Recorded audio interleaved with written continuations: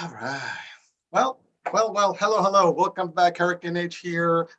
Thank you for watching the iHealth channel, the Fit and Fab channel, and tonight also live on the Organism Beauty channel, and finally on iHealth Radio.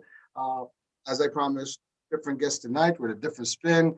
The topic tonight is unique because it touches on what a somewhat a taboo topic that's been a little bit, challenged across the nation and in a lot of places in the world. And it's really the subject of cannabis and its application and really treatment and pain management, so on and so forth. But before we do that, we're going to talk a little bit about diet and different treatments, with autoimmune issues and things like that. We have a guest who's also a writer, an author of a book, and she has been on a lot of shows, so I do thank her for being on my show here. She's been on the Dr. Oz, Good Morning America, featured on some magazine, and she'll tell us more about those. I always like my guests to tell us about their story. So without any further ado, I want to introduce to you Brooke Alpert, and she is a dietitian. And we will talk and define about, what dietitians mean and what that word means, because some people refer to it as nutritionists and things like that. So we'll get more clarifications. So that being said, Brooke, how are you? I'm well. Thanks so much for having me. Well, no, it's my pleasure, my honor. So Brooke, tell us a little bit about your first of all, your background in terms of your nutrition and diet and all that good stuff that you've been doing and how it led you to the book, The Daily Habit, right? That's the name? Daily Habit's my product. The book was The product, yes. The product, yes. Yeah. Well, you tell us all about that. So Sure. right. So I'm a dietitian by training. I became a dietitian around 15 years ago, and I launched my private practice in New York City right after I got my degree. And when I first started my practice, I really was just looking to do that one-on-one counseling. So I really was interested in helping people in reevaluating the way they were eating, the changes that we could make. I sort of fell into the specialty of true weight loss. And so I would say the majority of my business was weight loss. While, a bunch of it, was wellness, pre-postnatal, some sports nutrition, and a couple of extras. But I would say the bread and butter of my business was weight loss. And I loved it. I really did love what I was doing. Yeah. So talking about weight loss, I mean, as I said earlier, we're also featured on the Fit and Fab channel, and we actually do have a fitness, component to our business here and our family. And one of the things we deal with all the time is we get questions left and right about diet, loss, like weight loss management, how to properly, get healthy habits and so on and so forth. It's pretty confusing, and people, follow different diets, keto, and there's always new stuff. And, there's the combination of exercise, intermittent fasting, and all these things. There's a lot of stuff. And also then you have people with different chronic diseases, diabetes, and so on and so forth, and how they can really address their diet, habits, and really have a routine and understand what they should eat and what they shouldn't, and what's the calorie counts and all this stuff. What can you tell us about that? Just in a short, way. Sure, in a nutshell. I think what makes things so confusing is that everyone's an expert, right? So you have doctors, you have dietitians, you have people who call themselves nutritionists, health counselors, an influencer on Instagram, right? Like your grandma's aunt's best friend, right? So everybody had something that either worked for them temporarily, heard about something. So there's a lot of information that's always coming. And I like keeping up with like the new science and the new literature. So there's a bunch of dietitians that really won't look at any sort of like new diets that come out or, new science or new types of eating behaviors, because they're like, no, we do it this one way, right? It's calories in, calories out, and that's all that matters. I don't work that way. I think that the new research is really awesome. So I think that with everything that comes out, there's always like some small nugget of helpful information lost in this giant pile of garbage, right? So like, I think there's the science behind intermittent fasting, for example, is awesome. The problem is it's really hard to stick to, right? Because telling people just not to eat is more complicated because we have emotional relationships with food. We have habits that are hard to get out of. But something really cool about intermittent fasting, there's something called early time restricted feeding, which is a version of intermittent fasting, but it's very doable. So it's really just a fast of 12 to 14 hours, which is just sort of like having an early dinner or a late breakfast. But it's not saying, hey, let's go out the whole day and not eat. So I think that with all the information out there, we need to respect the new science and perhaps even the new anecdotal evidence, but we need to take it all with like a grain of like, salt. So, I think there's always a lot. What's most important is what's sustainable for you. What can you stick to without feeling like crazy deprived that will set you up to fail? And then, do you feel good from it? Is it doing the right things for your body?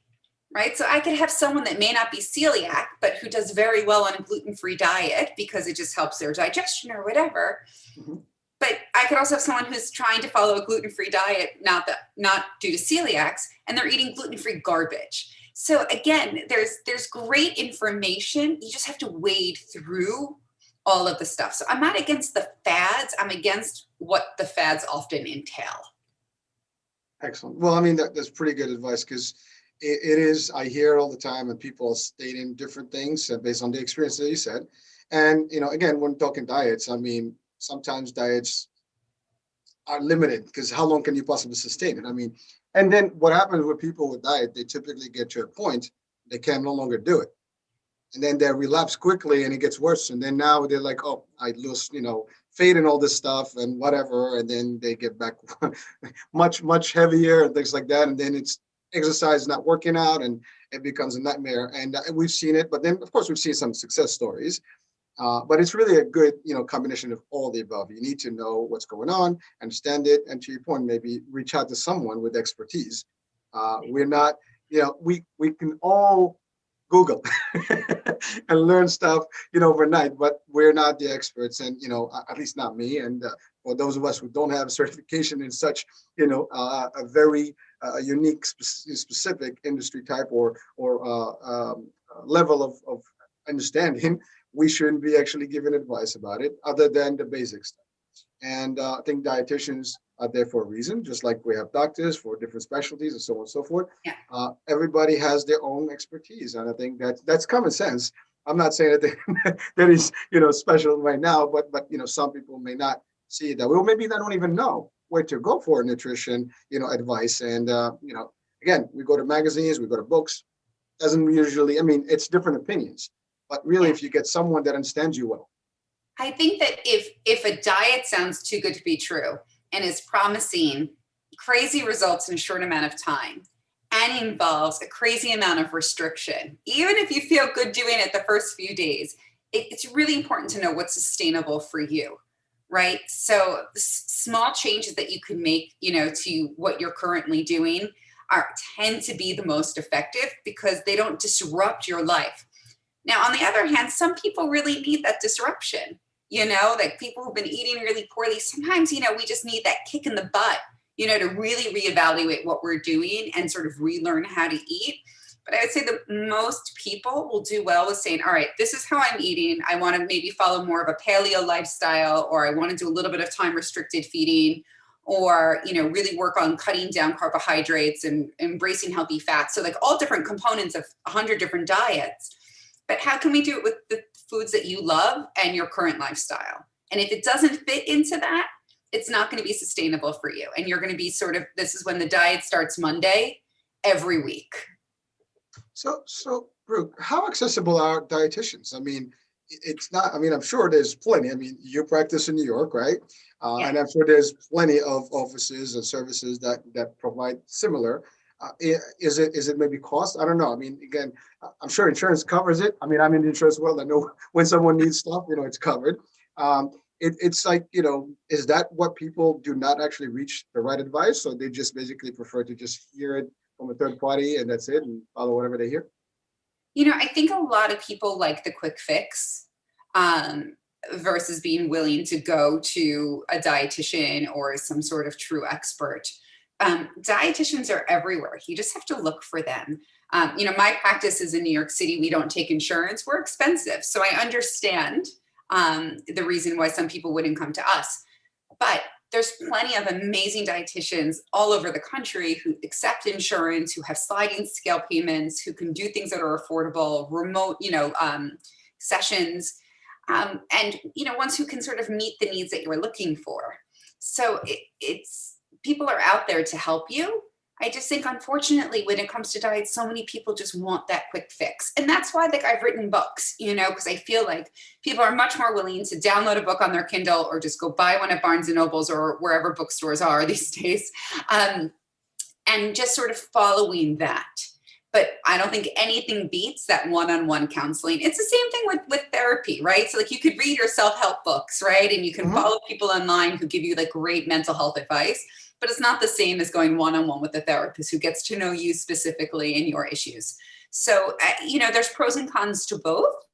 Sure. But I think nothing beats, a one-on-one session with a good dietitian. Excellent. Thanks, Brooke, for that. So now we'll go to the story. So you have a unique story with your husband, and that led to a whole different world of I guess innovation, I would call it, in the world of cannabis. So tell us about that, and then how it all started, what happened, and how it evolved to where you are today. Sure. So, when I started my practice, I thought this was, going to be my job forever. I thought nutrition counseling and, weighing people, 10 times a day was my life. And I really, really did love it. But as I'm helping my patients, my husband at home was struggling. And so my husband and the father of our 2 kids has a really debilitating autoimmune disease. The symptoms are very similar to MS. But he's in chronic pain and, limited mobility. And so, I would come home from work helping other people feel good, and I'd come home to a sick husband. And that was, really challenging, I think, for us both. And so I was constantly looking for new diets that would help with his pain. Anytime I was at a conference and I met a new doctor, I dragged this poor guy with me to go meet him or her. He was like a human pincushion for any new doctor I met. And everyone was always so excited, to meet him because he had such a unique case and this crazy history. And then it would turn out it would be a dead end. And that was the same thing with the diets. I'd put him on all of these crazy diets. And at one point he was on a liver and cabbage, basically diet. And finally he had said enough. And he asked that I could just go back to being his wife and the mother of his kids and not his practitioner. And, I actually wish he asked to see other people instead, because I feel like it's very hard as someone who's in the health field to watch your partner struggle. But so I gave him a break, and really sort of serendipitously around this time, I started just stumbling across some really cool research articles on CBD and pain and CBD and PTSD. And the more I started researching, I was really fascinated. And Todd struggles with PTSD from major traumas that is all related to his pain issues. And so I found a brand that I thought I could trust. And I said to him, eat whatever you want, do whatever you want, but just how about you add this in? And he was like, well, what is it? And I'm like, I actually don't know. I said, the science is pretty cool and it's made from pot.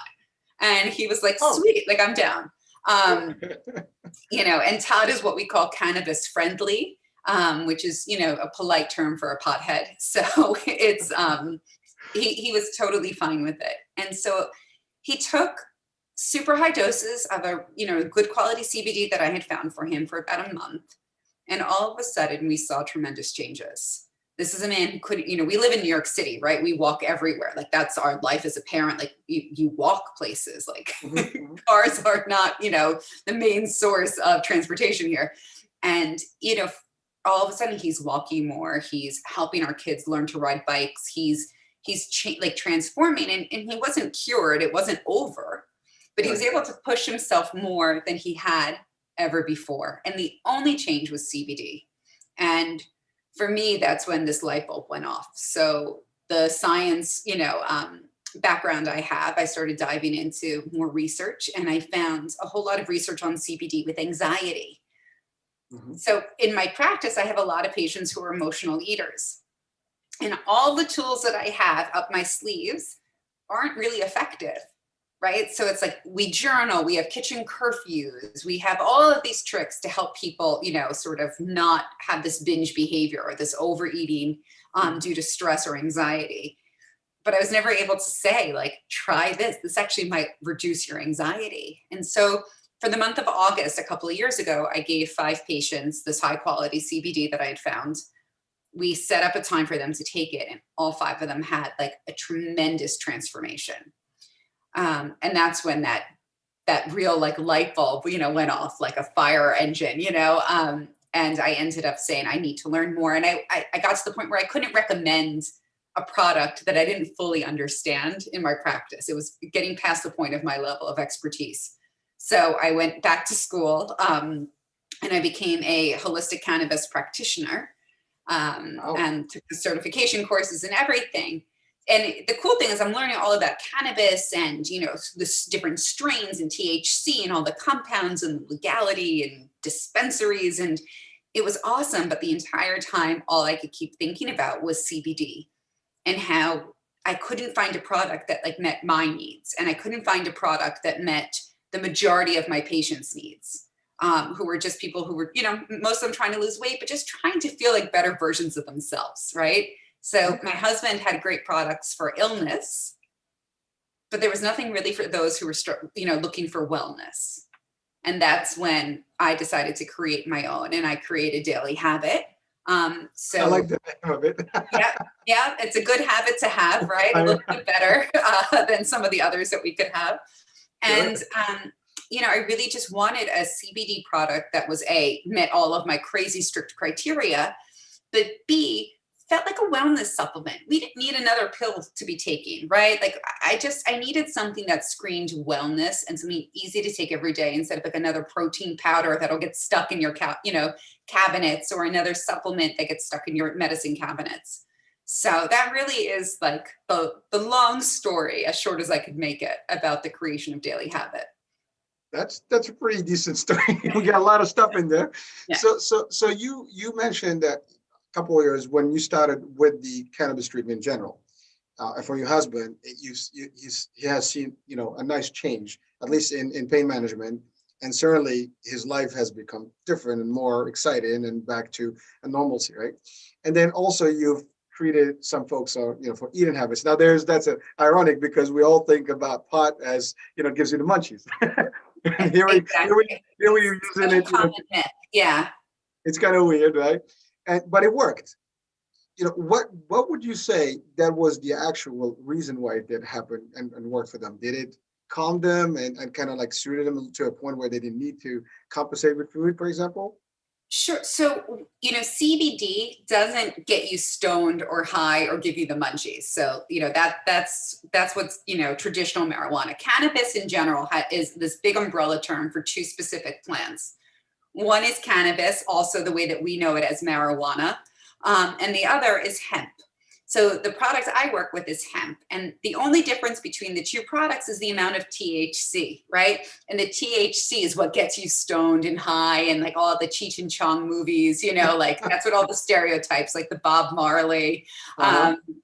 smoking a doobie kind of story. But in order for it to be classified as hemp legally in the States, it has to have 0.3% THC or less. So we're talking super minute amounts that will not cause anyone to get high, stoned, or the munchies. So what CBD does is that it interacts with an endocannabinoid system in your body. So it's a system that all humans have, and we have these receptors. And these receptors are actually meant to be receiving cannabis, which is crazy because it literally is telling us that our body, from an evolutionary standpoint, was meant to be utilizing the plant. So for people who are struggling with emotional eating, the main source of the root cause is anxiety, right? So anxiety or stress. So if we can work on in taking something that helps with the anxiety and reducing their anxiety, which is what CBD is really well known for, then it's going to be really beneficial for those who struggle with the anxiety that causes them to emotionally eat. So we're sort of addressing one of the causes before the symptoms of emotional eating.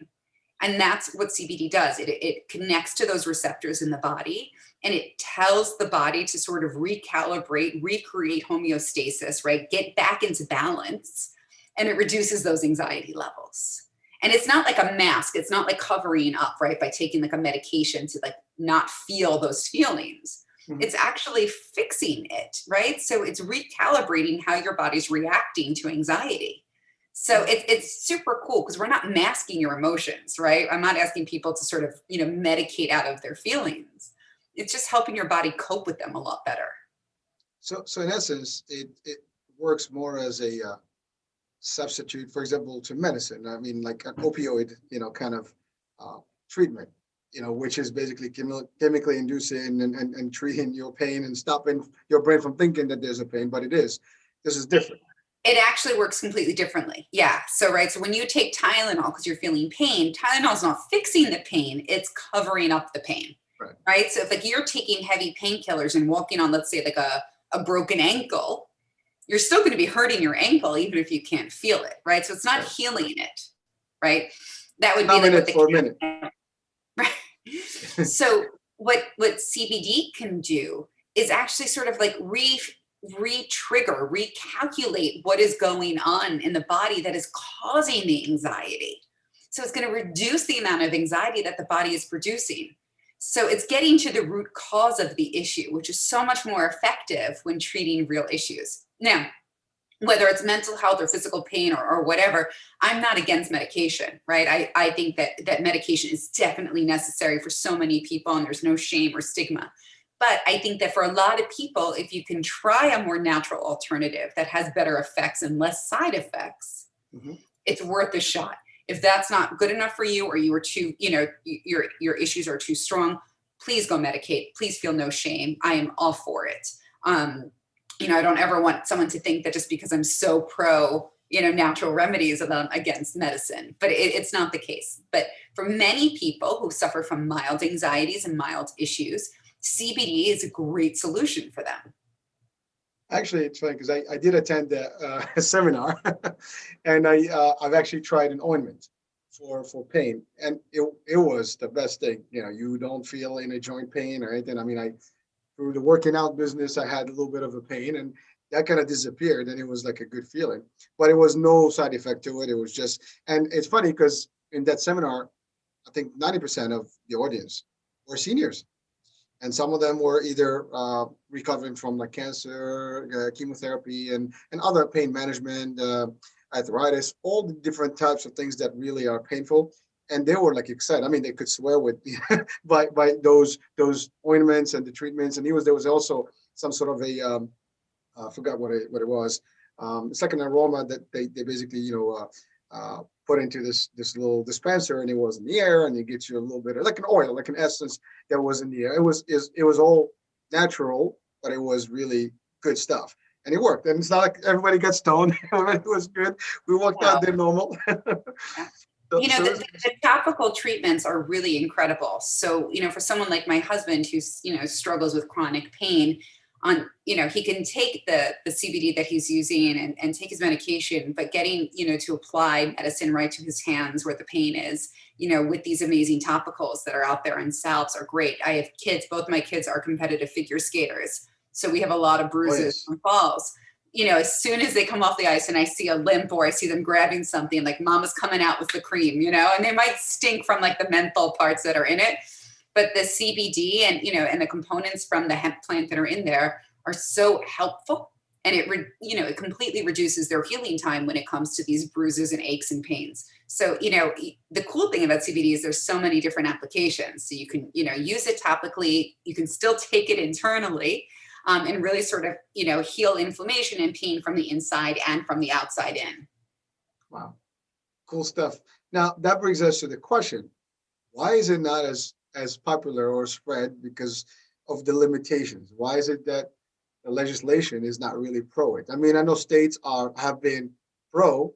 A lot of states have actually now made it either available, medicinal, marijuana and cannabis practice is more common in some states. California has been the leader, of course. Now I know New York has been getting more in the bandwagon here, in the bandwagon. Then you have Jersey that just voted Yeah. Yeah. So So tell us more about Colorado, that. yeah, so Colorado was actually the leader. It was the first Oh, state there you go. to legalize in the US. So yeah, in California, not far in between. Massachusetts is legal. Jersey, we're on the cusp. Like it's close to happening. I really do believe this is the year for Jersey to have recreational and medicinal marijuana out there. New York has medicinal marijuana, some really cool dispensaries here in the city, but they're limited and they're limited with what they can sell.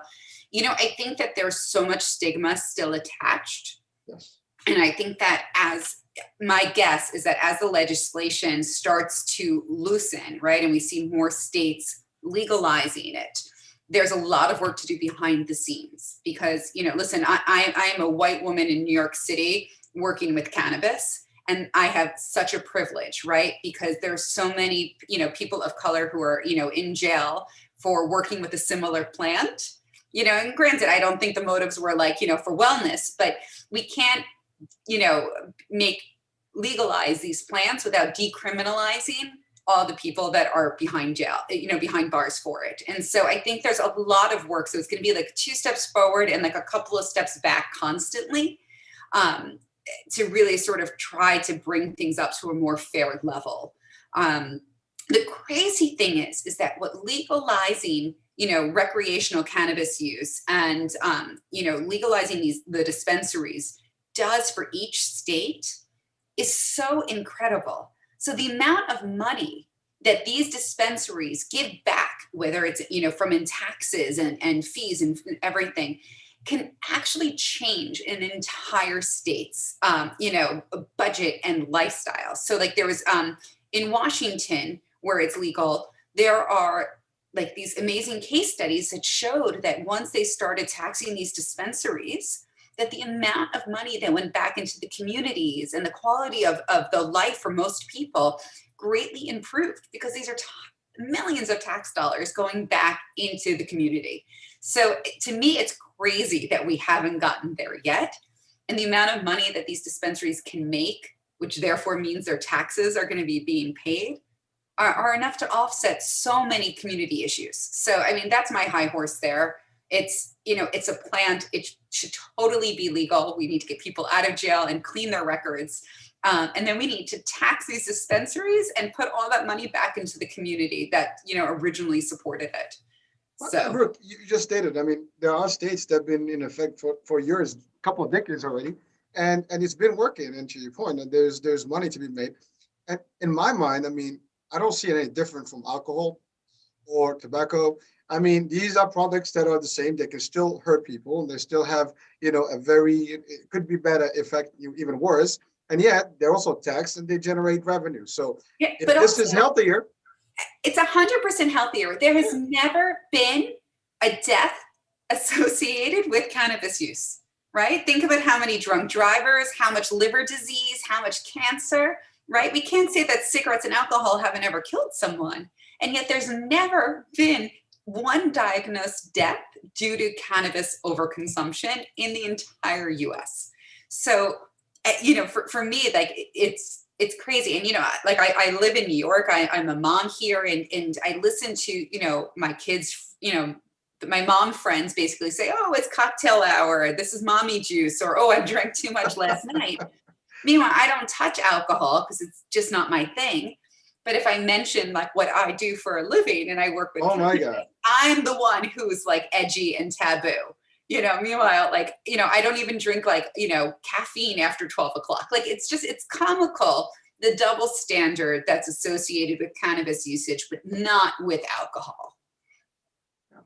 well, I mean, I'm sure there's plenty of work to be done, but I'm sure there are reasons behind it. I mean, it's a very competitive industry, I guess, to the others, and that may be another reason why it's not taking the front, I guess, position here, because these are more, I guess, anchored, you know, industries that are stronger and more powerful, more lobby and things. So that could be that. So let's talk dispensaries. You mentioned dispensaries. What are they? I mean, some people may not understand what those are. I mean, you know, it sounds like a store, you know. It basically is. And there's, you know, depends on what state you're in. All the dispensaries are a little different. The one thing that's across the board is they're all really strict. It's like, it's harder to get into a dispensary than it is to a bar in New York City, right? Yep. So you need to have, all forms of identification. You need to be over 21. They're very strict. Now, depending on what state you're in, it could either be medicinal usage or recreational usage or a combination of both. Here in New York and still in New Jersey, medicinal only. So some dispensaries will have CBD products in the front that you're allowed to buy from if you don't have your medical prescription. And then the rest of the store, the back end, is all for medicinal products. And so you need to have a prescription. You cannot enter the store, that area of the store. It's much easier now to get a medical marijuana prescription than it ever has been. And that's kind of great because more people reaching for medical marijuana means less people reaching for opioids. Very, very, very simple right there. Which is a crazy thing right now. Which is insane. And so, and you can go, and I have to say in the last, 5 years of visiting dispensaries, every single one I've gone to has had really great informed people working. And they give you, they might be wearing tie-dye, they might have a ponytail, they might look like hippies or some sort of stereotype, but they're well educated on what you're looking for. So you tell them, hey, I'm feeling anxious, I have a prescription because of my back pain, I'm nervous about THC.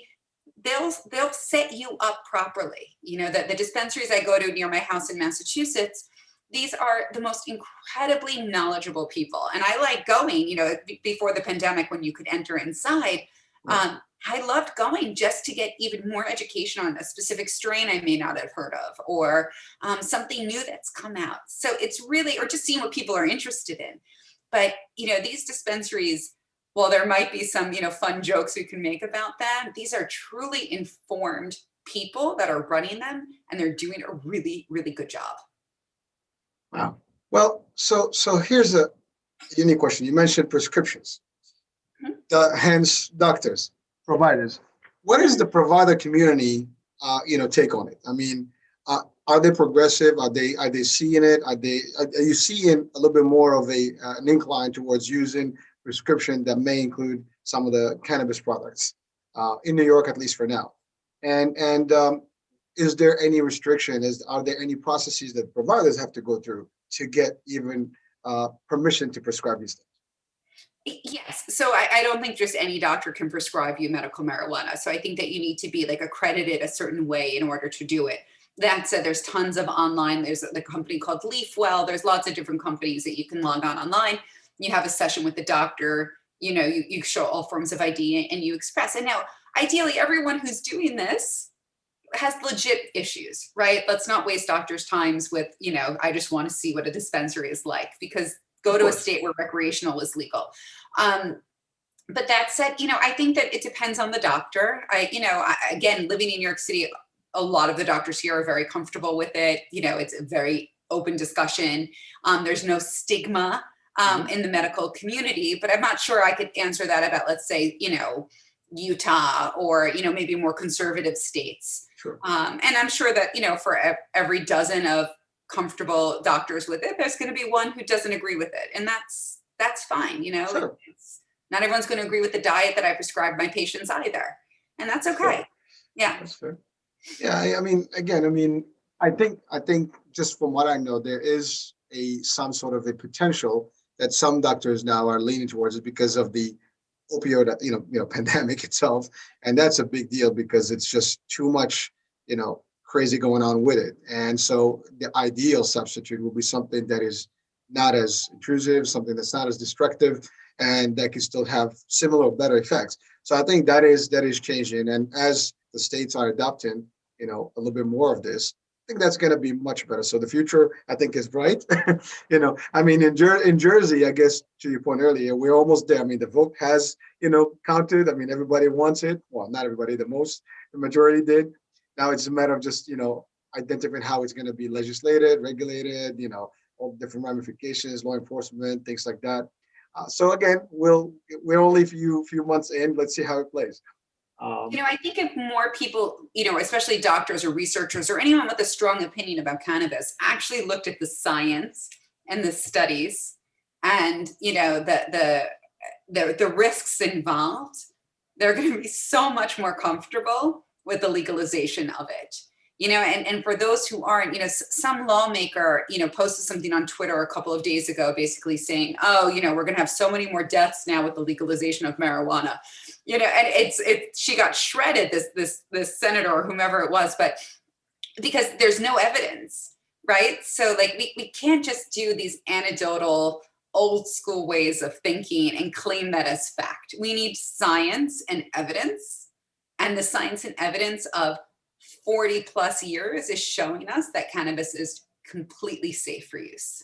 Well, you mentioned the key element earlier. I mean, I think I read that article, but you mentioned something about the people that are incarcerated based on marijuana position or some sort of position. And when you think about it, yeah, I mean, if you legalize this, well, now these guys have to be innocent and have to be, their sentences have to be eliminated. So there is, I think I read also, I think just somewhere a couple of days ago, something about it where that is a big question. Well, if we do this, it's going to be challenging because we have to let people go out of jail and maybe they're going to go back and do crazy things. So I think there is also that hype and create a little bit of Well, they're panic. not going to go back and do crazy things, right? Because what they're in jail for is possession of marijuana, right? So we're not saying like, for like a giant drug lord who is selling cocaine to people, right? Like these are people with like these small crimes of either being in the wrong place at the wrong time or even intent to sell. But, holding them keeping them incarcerated isn't necessarily the answer, especially now that we've learned so much about the plant. That said, I don't think someone who is incarcerated for 10, 15, 20 years should just be released like that. I think that we owe it to them to help sort of like readjust them to life. So whether there's some sort of transitional period or something, I think otherwise it could be really alarming, and then people will have no other ways to support themselves than going back to the life they once knew. So I think it's a huge undertaking, for the government to really think about how we can do it the right way, but it needs to get done because there's too many people behind bars for something that should not have put them there in the first place. No, agreed. And I think the debate is going to continue, and ultimately there's got to be a point where this is all going to ease up and they'll find solutions to balance it out. Now, yeah. I know in the US, we're still debating different states. I mean, other countries have actually, bypassed this long time ago. I mean, I don't know if you've been to Amsterdam, but I mean, that's been, available for the longest, and it's all legal and there's no problems, and they don't even have issues with crime. I think the crime rate is lower than most of the people in the world. It's like a lovely quality of life in Amsterdam. It's such a beautiful city. Yeah. And again, I think Canada next door, I mean, they have a different tolerance for it. I mean, so it's really unique just how the dynamics work in the States. But again, it is what it is. And that's the other thing, every state regulates differently. I mean, I know, for example, on the insurance side, we have been, especially for the senior markets and the senior products for Medicare recipients, we've tried to introduce it for pain management, things like that, as benefits. And until the federal government, approves of it, there is no way for it to be part of the Medicare coverage. So it's always at cost. And that's been also another challenge because a lot of folks, the seniors are having to pay for it to actually get that super treatment that they can get through their regular insurance. Medicaid is different, but states also have control, over things. So there's a little challenging right now. But again, dispensaries at cost, you get a prescription, you go and buy. I mean, I'm sure the product value is different in terms of the cost. Some products could be cheaper than others, but I mean, it's not for everyone, financially speaking, right? Unfortunately. Yeah, and the irony is, a lot of seniors still have that stigma, even with the CBD product. And I've known plenty of seniors who, are in chronic pain, could get their medical marijuana prescription and won't use it, but yet they have no problem taking painkillers. So, it's a very hard audience to get them to change their way of thinking, for sure. Well, we have newer seniors now. Baby boomers coming up with a little bit of a different angle, and you got people that had a good time in the 70s they're coming up too. So they might have a little bit of a different spin, and again, it's going to be interesting to see how this all going to play. Now let's talk about your product specifically. So the Daily Habit. Right? Yeah. And now is that an ointment? Is that a pill? Is that, what kind of product is it? So Daily Habit is a powdered supplement, and our basis of the powder is a coconut powder with a high amount of MCTs, which are those healthy fats that would give you really good brain action, brain focus and function. Sign me up. I'm just And so what our product is meant for is to be scooped into coffee or, put into your coffee, teas, or smoothies. So this way, something that you can do every day. I didn't want, again, another protein powder in your cabinet or another pill in your medicine cabinet where you just don't want to take it or you forget after a few days. So this is part of like a really great ritual. And most people have some sort of coffee or morning beverage ritual. So you put it into your coffee, your teas, your smoothies, you drink it. We are super high quality CBD, organically grown in Oregon, all really up to my crazy restrictions and specifications. I'm a crazy person when it comes to products I recommend or create. And it's just a delicious, the powder works as like a non-dairy creamer. So it turns, a black coffee into something, milky and delicious without any dairy. So we're keto friendly, we're paleo, we're vegan. We meet like every box that we talked about earlier, with crazy diets. But it's just a great product for anyone who's looking just to optimize, to be the best version of themselves each day. So is that something that only once a day, or they can take more of it? I'm sure there's got to be some sort of a limit to it. Well, I love this stuff. Let's just take the whole bunch. Yeah, we recommend no more than 5 servings of our product a day. The truth is, if you need more CBD than what my product can offer at 5 servings, I need to move you up to a stronger product, right? So again, that's not a wellness product, that's an illness. So my husband, as much as he loves my product and puts it in his coffee because he likes how it starts his day, he needs much higher doses, and he'd be using like a container a day, which isn't really great. And it just doesn't make sense financially or, product wise. So for someone who needs more than that, like if you're using my product more than 3 times a day, even though we max out at 5, I say if you need it more than 3 times a day, we need to move you up to a stronger dose. And then that's when I'd recommend another brand that feels more medicinal versus wellness, but you're still getting quality CBD. It's, again, we're for the wellness people. So when you're having a really, really rough time or dealing with severe chronic issues, my product's not for you.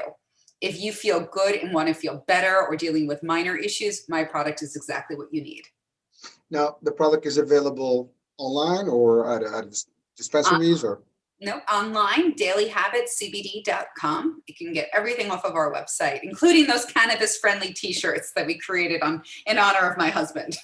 All right. Well, actually, the link is on the description of the show. So great. Check in, sample the goods and see how it plays and how you feel. And there's plenty where that comes from. Absolutely. What else? So you mentioned books earlier. Now, is there any book that actually talks about this specific, item, or just general nutrition? No, so I have a lot of specific diet books, but that was all pre my cannabis days. I haven't really, I don't really feel the need to write a book on cannabis. I feel like there's plenty out there. Yeah, and I honestly, I get out and I get to talk about it so much that I say everything I want to say on these podcasts or in interviews and stuff, and that's where I really love connecting and sharing my information. Well, listen, I'm sure you've heard stories of success. Ultimately, your husband is one, but certainly a lot of folks that are your customers or clients. Absolutely. They actually certainly are seeing the results that they've expected, or seeing beyond the results they expected, I guess. And that is a satisfaction because you do have something that is tangible, it has good merits, and it really shows results and is affecting lives in a better way. There's nothing, that's the best thing someone can want from their products. Absolutely. It feels so good to say, try this and tell me if you feel better versus, completely changing someone's diet and lifestyle. It's been a great addition to my career to be able to recommend something like this. And I think you stated something that is powerful: illness versus wellness. And I think we all try to do prevention, for everything. And even if you feel a little pain, whatever, especially if you're active, this could prevent damage, in the long run. This can help, in the long run to prevent any serious problems.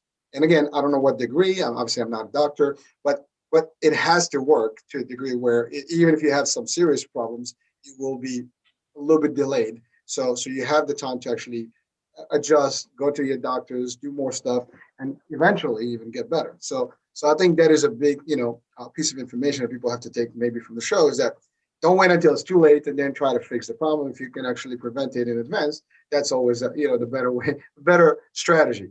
So 100%. Yeah. so, Brooke, we're coming out to the end of the show here, but so Yeah.